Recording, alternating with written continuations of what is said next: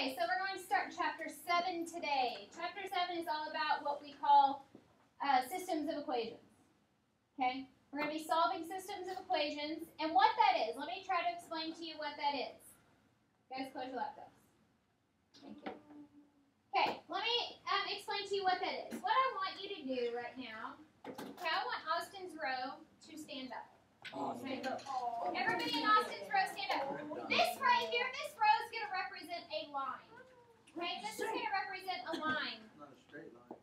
Now what I want is for Madison's row this way to stand up. There, another line. Okay, we got two lines standing. Who's in common in these two lines? Giovanni. Giovanni is the common solution, correct? He's a member of both lines. Okay, when you're a member of two lines like that, think of Giovanni as being a coordinate point. He's a coordinate point that is the same on both lines. He represents what's known as a solution to a system of equations. All right, thank you guys. Sit down. Okay, he represents a solution to a system of equations. The whole chapter 7 is about finding solutions to two equations. So basically you're going to be given two equations. We have to find that coordinate point that is in common on both lines. There are three methods to that. One method is called graphing, which we will cover today. The other two are non-graphing methods that we will cover tomorrow and into next week. So right now we're going to focus on the graphing type of problem. So a solution was what Giovanni was. He's an ordered pair that made both equations true. He was part of both equations. Okay? So let's look at example 1, and let's do our first problem here. We have two equations, y equals 2x minus 3, and we have y minus x equals 1.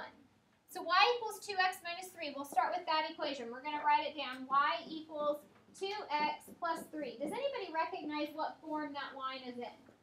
Austin. Y equals mx plus b. Y equals mx plus b, correct. It is in y equals mx plus b form, where m was the slope, b is the y-intercept. When we graph these lines, we always start with the y-intercept. That's the number that doesn't have x with it. So in this case, that's a 3. So that means we're going to start with 3 on our y-axis. So on our y-axis, I want you to all put a point at 3.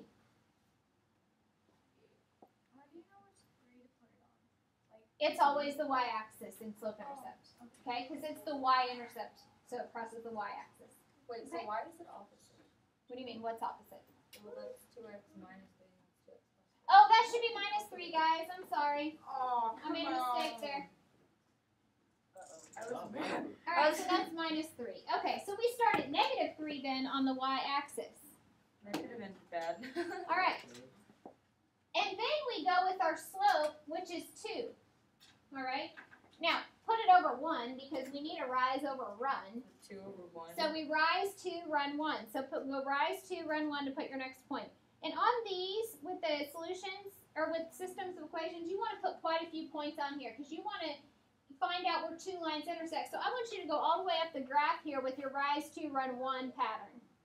And then you can also do some points down on the other end by doing down 2, left 1. So you can go down 2, left 1. And then this is our line. This is our first line here that we have graphed, okay? Everybody getting that first line graphed? Okay. Our second equation is y minus x equals 1. Y minus x equals 1 is our second equation. So it would be plus 1x. Very good, guys. I'm impressed. Yes, we want to get y by itself. We need it in y equals mx plus b. This one was already in mx plus b form. This one's not. So we have to add x to both sides. So we get y equals, and let's write the x first, because in y equals mx plus b form, we put the x first. So we have x plus 1. So where do we start on our graph then? 1. At 1. We start at 1. What's our slope? 1. There's nothing in front of it, so it is a 1. It's a 1 over 1. So we're going to rise 1, run 1. And we're going to keep going until we run into our other line. We're going to run into it at some point. Yep. Right there is the magic point here, the solution. Right here.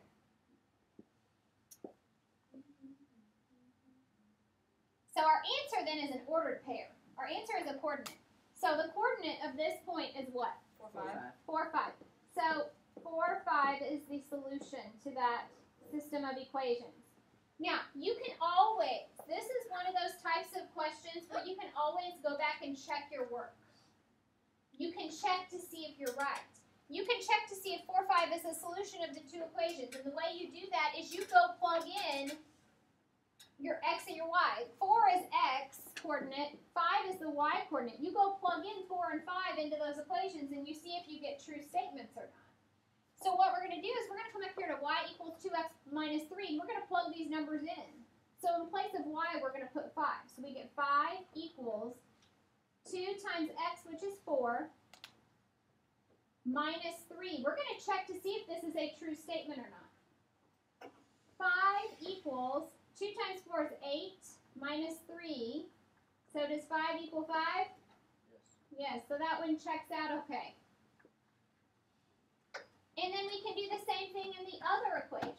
In the other equation, y minus x equals 1. So for y, we plug in 5. So we get 5 minus 4. Does that equal 1? Yes. Yes. So you can tell that, yes, it is in fact a solution. It makes both of those equations true. All right? Are there any questions on that example? All right, now the next question is going to make us write our own equations. They're not going to give us equations. We have to write them. Okay? So example 2 on the back. You are testing 2 fertilizers on bamboo plants C and D. So we have 2 bamboo plants. One of them is called C, one of them is called D. Okay? Plant C is 5 centimeters tall and is growing at a rate of 3 centimeters per day. The other plant, plant D, is 1 centimeter tall and growing at a rate of 4 centimeters a day. Write a system of linear equations that models the height h of D. Remember, that's a variable. Do you remember how we wrote those?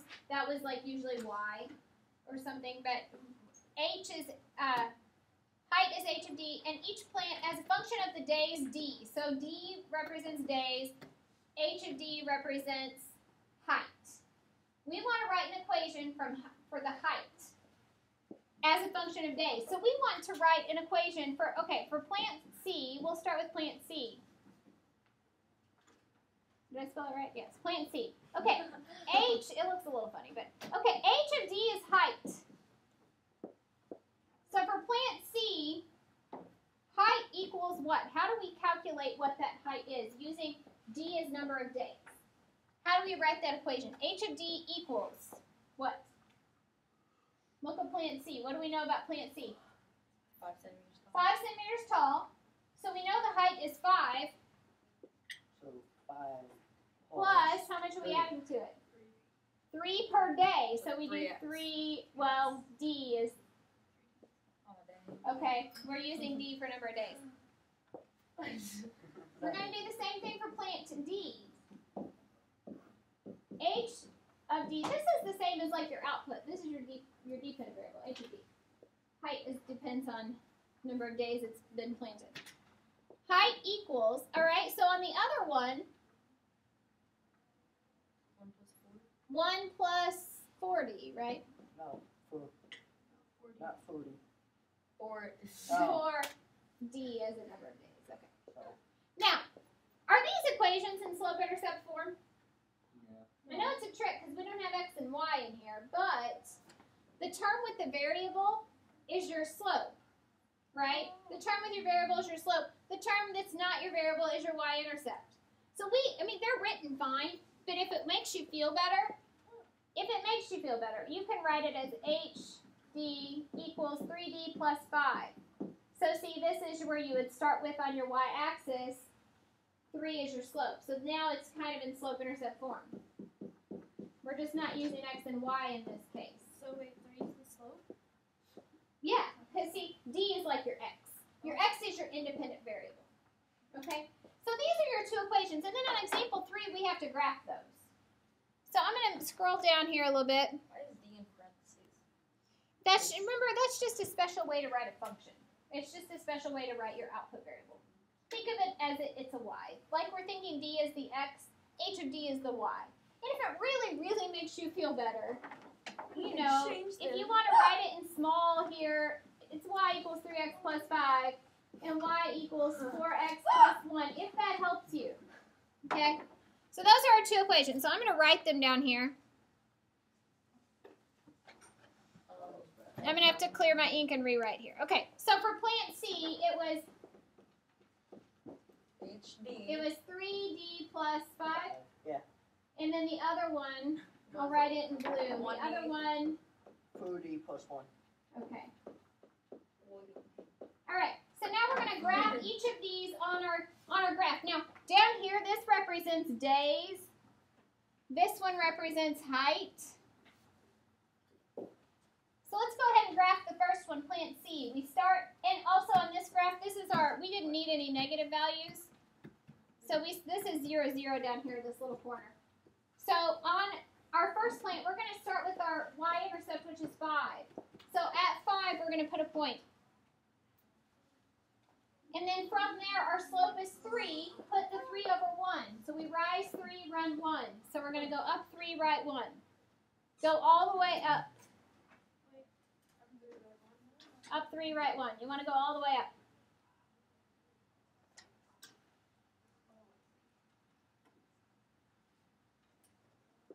So that represents the height over number of days for plant C. That's Do you plant C. care if we like title it and number it? That's plant C. You understand? Huh? Yeah, if you need to number it. No, I mean like we don't. Okay. So now the next one is 4D plus 1. So we start 4. We start at, no, 4 Yeah. is the slope. We start at 1. Oh. So we start at 1, and then, I'm meant to do that in a different color. Okay, so we start at 1, and then our slope is 4, so we rise 4, run 1, and eventually we will run into the red line here.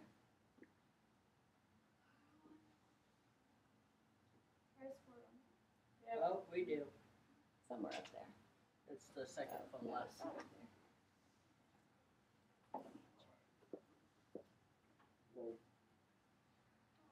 As straight as my line will ever be. Yeah, you know, just do your best to underline the line here. But do you see where they intersect? They intersect right here. We need to figure out what that coordinate point is. And I guess it would have helped if we maybe would have labeled our... That would be 4, and then like 20. 14. I think it's 17. 14. Wait, that's 9. 9, 10, 11. 17. It's 17, yeah.